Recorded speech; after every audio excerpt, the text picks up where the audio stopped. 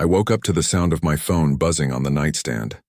It was 3:11 in the morning, the kind of time where you either ignore the notification or dread whatever emergency it might be. Groggy, I reached for it, expecting some drunk friend, a scam text, maybe a late work email. But the notification wasn't from WhatsApp, or Messenger, or even SMS. It was from a forum inbox, a forum I'd only ever visited once. The name glared at me like a curse. Onion board private message. I froze. That account was buried, created on a whim weeks ago when I dipped into the dark web out of morbid curiosity. I'd never posted, never replied, never shared my real name. It should have been invisible. The preview line read, "We can see you. Don't close the blinds." I didn't want to open it, but my thumb betrayed me. The full message was worse. "You're awake. Stay still. If you shut the blinds, we'll know." I sat up so fast my sheets tangled around me. My blinds were half open. I felt the cool draft leaking through them. And for the first time in years, I hated the fact that my bed faced the window. I should have deleted the app. I should have thrown the phone across the room. Instead, I kept staring. Because if I had never clicked that thread, maybe they wouldn't know my name or my address. And all of it started days earlier. Most nights in my apartment blur together. Cheap takeout, half-watched shows, endless scrolling until my eyes sting. I don't have much of a social life, not really by choice, but by habit. The glow of a screen fills the silence better than conversation does. That's probably why the darker corners of the internet always fascinated me. Not the dangerous parts at first, just the urban legends, the so-called hidden pages, the creepypastas about cursed sites and doomed users. It was entertainment, like campfire stories translated into pixels. One night, though, boredom tipped into recklessness. I downloaded a Tor browser. My logic was simple.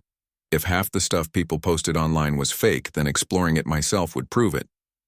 I expected grainy scam sites, overpriced drugs, or the digital equivalent of a ghost town. And honestly, that's what I found at first. A marketplace selling mystical powders that were clearly just ground chalk. A forum where people argued over which VHS tapes held government secrets. I laughed more than I gasped. It felt like a bad urban legend, until I clicked the thread that shouldn't exist. Buried 3 pages deep on a site with maybe a dozen active users. The title was blunt, almost childish in its phrasing. The ones who watch. There were no replies. Just one post and a link. Something about it pulled at me, like a dare whispered in the dark. I told myself it was harmless curiosity. I had no idea I'd just invited them in. The forum looked like it had been slapped together in an hour. Plain black background. White text, no avatars, no profile pictures. Just usernames that read more like placeholders than real handles. Eyes in glass, third window, night static. The thread titles hit harder than I expected. No memes, no arguments, no fluff. Just short, unnerving phrases lined down the page. We're outside. Say cheese. We know. At first, I thought it was all performance art. Creepy roleplay. A group of weirdos trying to spook each other for the thrill of it. But then I clicked. Each thread was worse than the last. People writing about watching strangers sleep. About noting the times their subjects made tea, brushed their teeth, left their blinds half open. The language was casual, like they weren't confessing to crimes but comparing hobbies. And the details. One thread described a woman in a yellow raincoat waiting at a bus stop every morning, humming the same tune.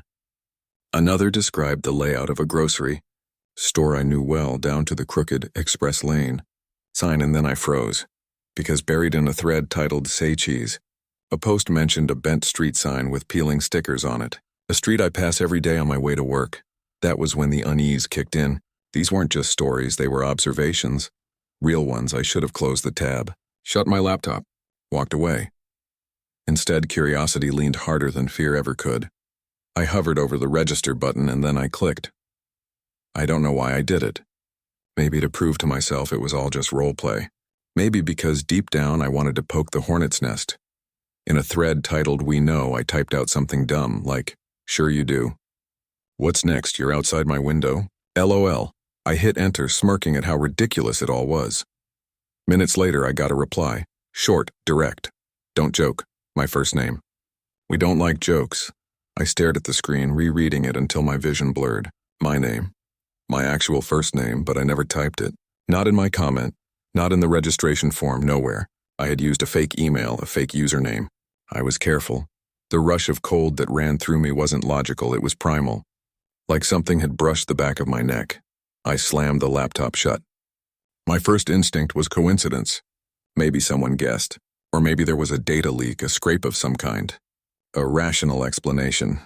But even as I tried to convince myself, a deeper voice whispered the truth. They weren't guessing. They knew. I tried to stay away from the forum after that reply. I really did. But curiosity kept dragging my hand back to the trackpad. That's when the notification popped up. No username, no subject line. Just a message with an attachment. It was a photo. My stomach dropped before my eyes even focused. Because the house in the image wasn't just any house. It was mine. Same warped shutters, same cracked steps, same porch light burned out since last winter. The shot had been taken from across the street. Tonight I clicked details on autopilot, my fingers trembling. The metadata burned into my vision. Time-stamped only 3 minutes ago. Then I saw it. The window. My window. And in the faint reflection of the glass, a figure, my figure, stood exactly where I was standing now. Head bent over a glowing screen. The air in my room thinned like someone had opened a vacuum. I snapped the laptop shut, then yanked the blinds closed so hard they nearly came off the rail. Every instinct screamed to call the police, but my mouth was dry. What would I say? That strangers on a hidden forum were sending me live surveillance shots? That they were outside right now? I stayed frozen, phone in hand, heart hammering. Because somewhere across the street a camera lens was still pointed at my house. Still watching. Still clicking. Sleep was out of the question. I sat in the dim glow of my laptop, blinds drawn tight, scrolling through the darkest corners of the internet like a man clawing for air. If this had happened to me, it had to have happened to someone else. And it had. I found scraps at first, old Reddit posts buried under layers of downvotes and deletion notices, conspiracy blogs abandoned years ago but still indexed by search engines. Phrases jumped out at me like claws. They know your window. Don't reply to the threads. Watch your screens, not your doors.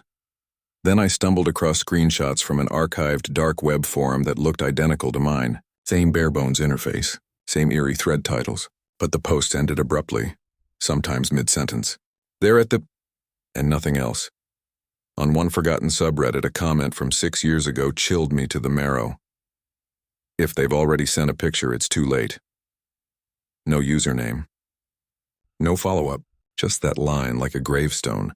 I scrolled until my fingers cramped. Dozens of similar stories. Someone joins the forum, mocks it, receives a personal reply, then a photo. After that, the posts stop. Profiles deleted, people gone. I wanted to believe it was a coordinated ARG, a hoax, but the patterns were too precise, too consistent across years. Every creak in my apartment now sounded like a footstep. The hum of my refrigerator became a hidden microphone. My cat, usually indifferent, sat at the hallway's edge, staring at the front door with her tail puffed out like a warning flare. I slammed the laptop shut, because for the first time I felt it. Not just fear, but inevitability. And something somewhere was still watching. It started small, too small to be sure. My laptop's camera light flickered on for half a second, then off again. Maybe a glitch, maybe nothing.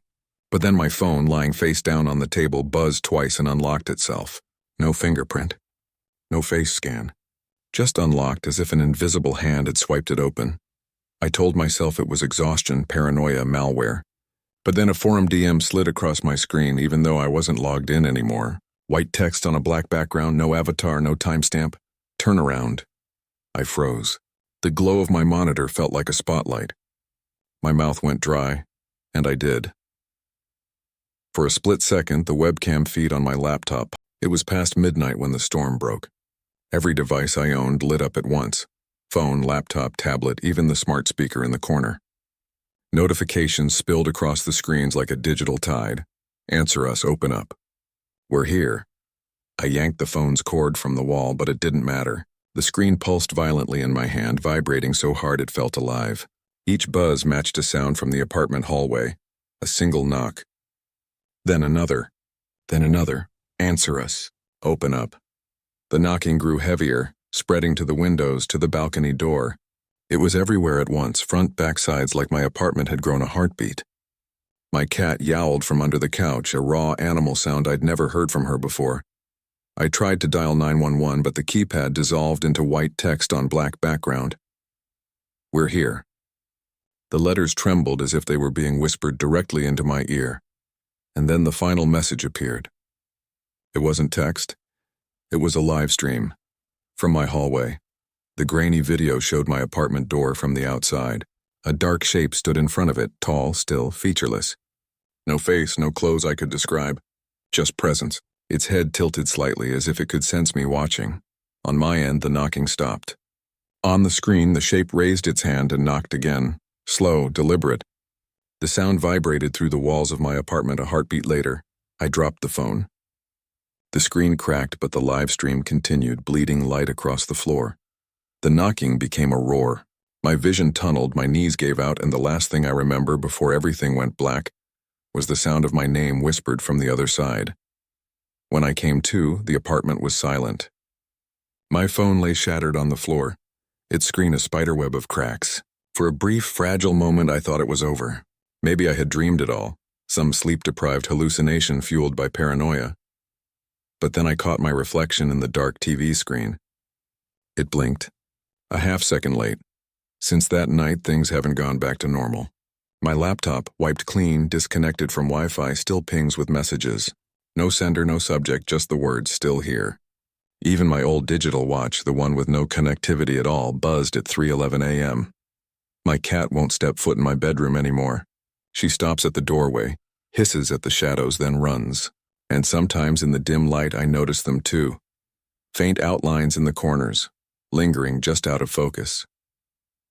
I deleted the forum account. I smashed the devices. I moved apartments. None of it mattered. They never left. I don't tell people this part often because it sounds impossible.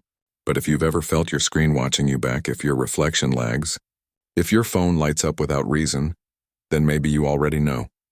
Maybe they've found you. I used to think the forum was hidden, buried in some unreachable corner of the dark web. But I was wrong. It doesn't live on servers or pages. It lives in awareness. The moment you know about it, you're on it. That means you. By hearing this, by letting these words pass through your head, your name's already in their threads. You don't need an account. You don't even need a password.